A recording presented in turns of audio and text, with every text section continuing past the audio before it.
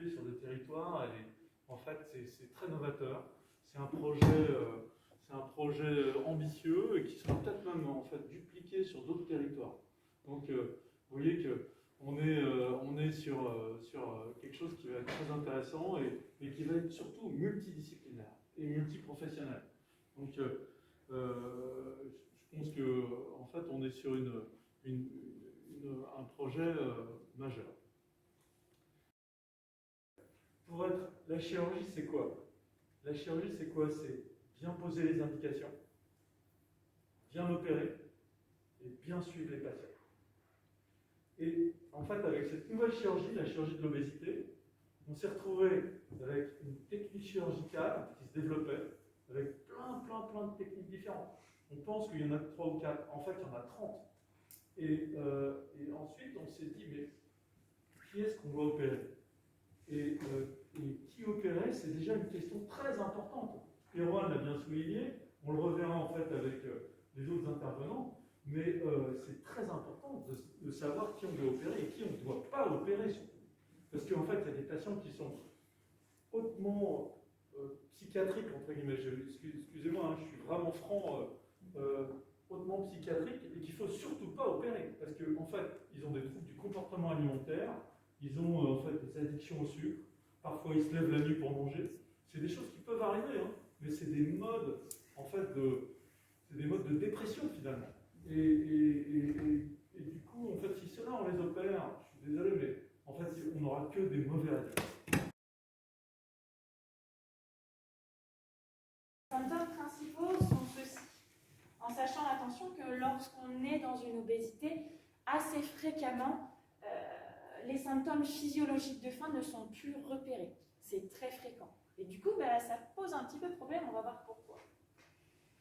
Au niveau de la faim mentale, est-ce que vous connaissez des symptômes, à part la salivation? Envie d'avoir. Exactement, vous avez tout compris.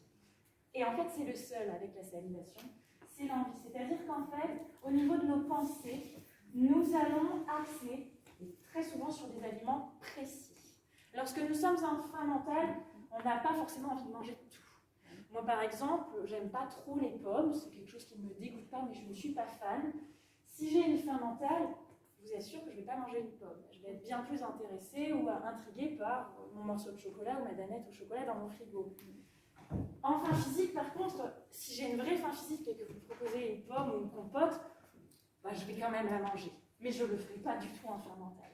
Donc effectivement, lorsque nous avons des émotions et que nous sommes attirés par la nourriture, ça nous est tous arrivé un jour et c'est normal, hein, parce que lorsqu'on mange des aliments, surtout quand ils sont gras et sucrés, ça favorise la sécrétion de sérotonine. La sérotonine, c'est l'hormone du plaisir, du bien-être, qui nous apaise très rapidement.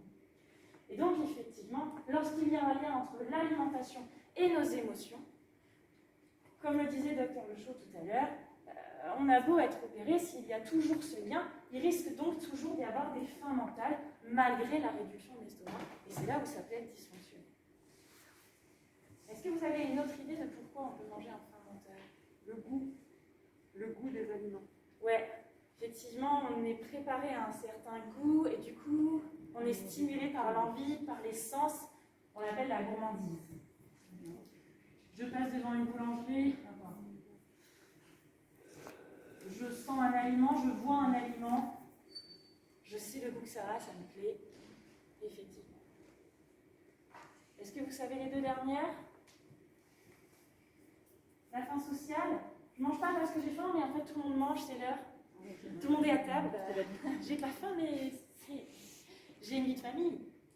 Et la dernière, je l'ai dit, c'est la faim par habitude, c'est-à-dire les heures. Il est midi, moi j'ai ma pause boulot entre midi et midi 30. Après je ne peux plus manger, je retourne au boulot. Du coup, il faut bien que je mange. Mais je n'ai pas forcément faim à ce moment-là. Pourquoi c'est embêtant? Parce qu'en fait, en réalité, lorsque nous avons des apports, alors que le corps ne réclame pas, il va avoir une tendance à mettre ça de côté et à stocker.